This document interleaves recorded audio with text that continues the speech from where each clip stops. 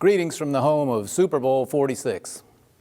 The status of loyal opposition imposes on those out of power some serious responsibilities: to show respect for the presidency and its occupant, to express agreement where it exists.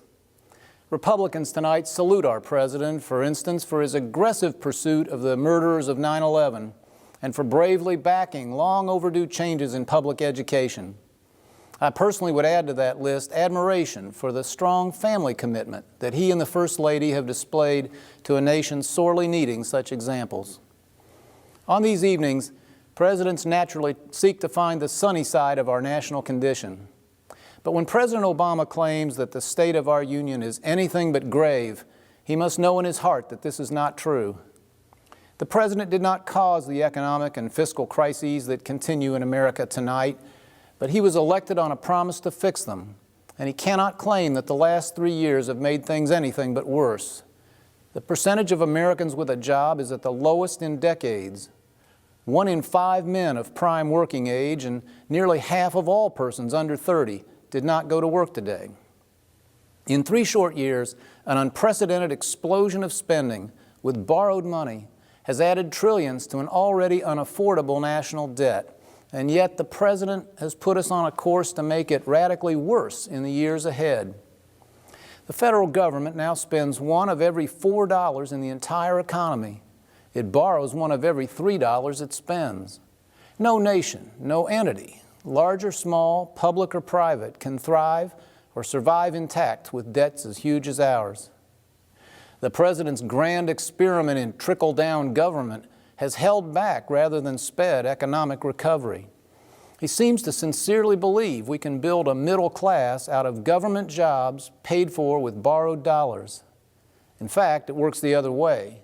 A government as big and bossy as this one is maintained on the backs of the middle class and those who hope to join it.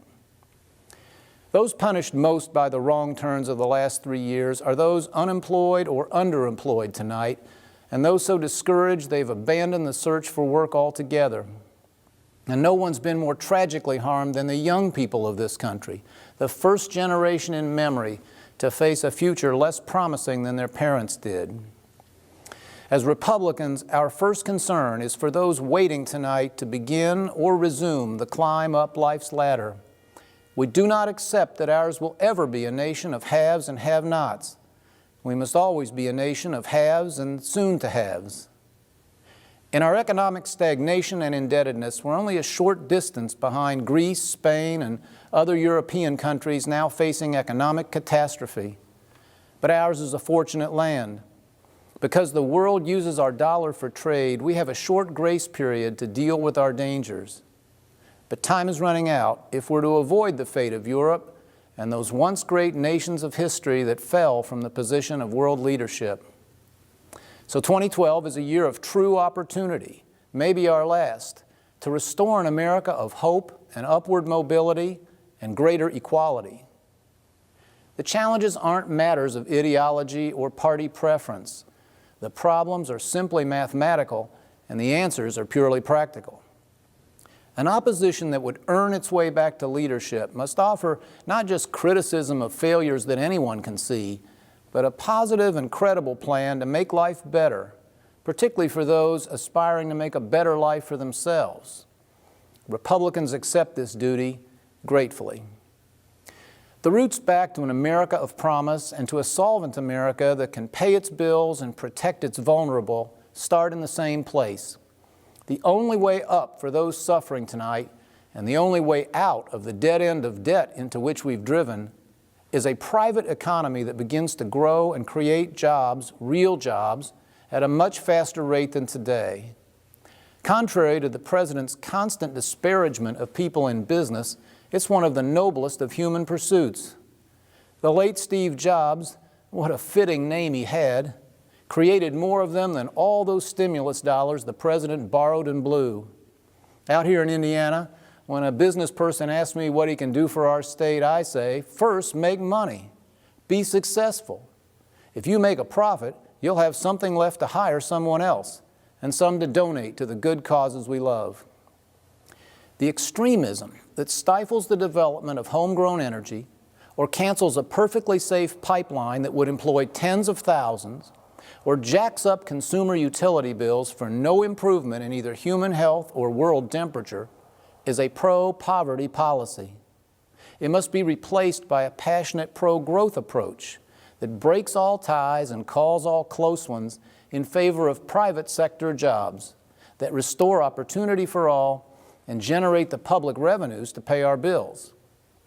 That means a dramatically simpler tax system of fewer loopholes and lower rates, a pause in the mindless piling on of expensive new regulations that devour dollars that otherwise could be used to hire somebody.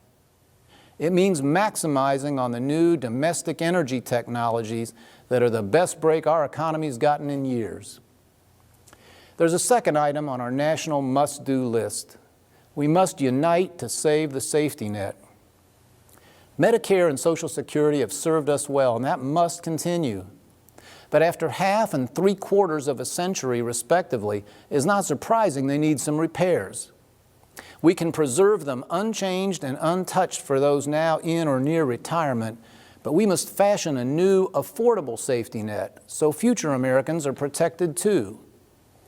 Decades ago, for instance, we could afford to send millionaires pension checks and pay medical bills for even the wealthiest among us. Now we can't, so the dollars we have should be devoted to those who need them most. The mortal enemies of Social Security and Medicare are those who, in contempt of the plain arithmetic, continue to mislead Americans that we should change nothing.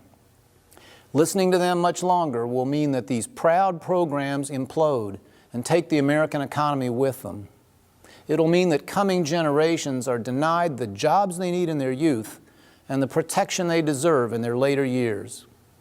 It's absolutely so that everyone should contribute to our national recovery, including, of course, the most affluent among us. There are smart ways and dumb ways to do this.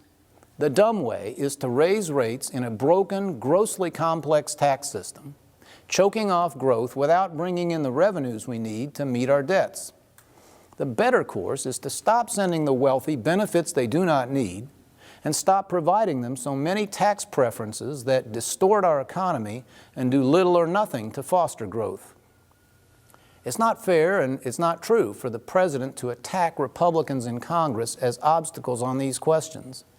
They and they alone have passed bills to reduce borrowing, reform entitlements, and encourage new job creation, only to be shot down time and time again by the President and his Democratic Senate allies. This year, it falls to Republicans to level with our fellow citizens about this reality. If we fail to act to grow the private sector and save the safety net, nothing else will matter much. But to make such action happen, we also must work in ways we Republicans have not always practiced to bring Americans together. No feature of the Obama presidency has been sadder than its constant efforts to divide us, to curry favor with some Americans by castigating others. As in previous moments of national danger, we Americans are all in the same boat. If we drift, quarreling and paralyzed, over a Niagara of debt, we will all suffer, regardless of income, race, gender, or other category. If we fail to shift to a pro-jobs, pro-growth economic policy, there'll never be enough public revenue to pay for our safety net, national security, or whatever size government we decide to have. As a loyal opposition who put patriotism and national success ahead of party or ideology or any self-interest, we say that anyone who will join us in the cause of growth and solvency is our ally and our friend. We will speak the language of unity. Let us rebuild our finances and the safety net and reopen the door to the stairway upward. Any other disagreements we may have can wait. You know, the most troubling contention in our national life these days isn't about economics or policy at all. It's about us as a free people. In two alarming ways, that contention is that we Americans just can't cut it anymore. In word and deed, the President and his allies tell us that we just cannot handle ourselves in this complex, perilous world without their benevolent protection. Left to ourselves, we might pick the wrong health insurance, the wrong mortgage, the wrong school for our kids. Why, unless they stop us, we might pick the wrong light bulb. A second view, which I admit some Republicans also seem to hold, is that we Americans are no longer up to the job of self-government. We can't do the simple math that proves the unaffordability of today's safety net programs or all the government we now have. We'll fall for the con job that says we can just plow ahead and someone else will pick up the tab. We'll allow ourselves to be pitted, one against the other, blaming our neighbor for troubles worldwide trends or our own government has caused.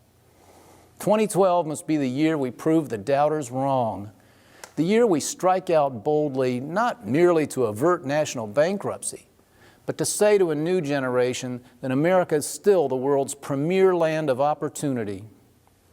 Republicans will speak for those who believe in the dignity and capacity of the individual citizen, who believe that government is meant to serve the people rather than supervise them, who trust Americans enough to tell them the plain truth about the fix we're in and to lay before them a specific, credible program of change big enough to meet the emergency we are facing. We will advance our positive suggestions with confidence because we know that Americans are still a people born to liberty. There is nothing wrong with the state of our union that the American people, addressed as freeborn, mature citizens, cannot set right. Republicans in 2012 welcome all our countrymen to a program of renewal that rebuilds the dream for all and makes our city on a hill shine once again. Thanks for listening. Good night. Indiana's Governor Mitch Daniels delivering the GOP response